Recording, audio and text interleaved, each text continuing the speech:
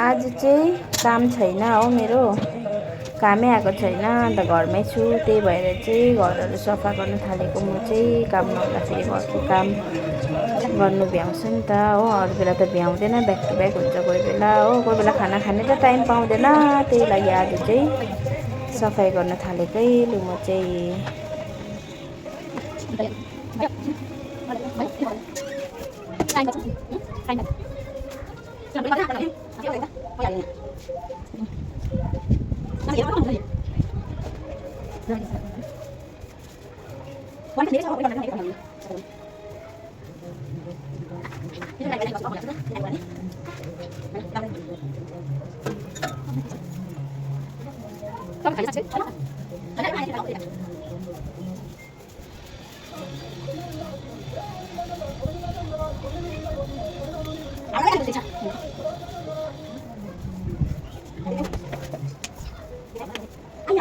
यहाँ चाहिँ म हप्तामा एकपल्ट सफा गर्छु हो। सिँढीहरू कस्तो मैला छ, एक दिन गरेन भने त फेरि हिँड्न नसक्नुहुन्छ, बाटोहरू मैला भएर। अन्त कसले पनि गर्दैन।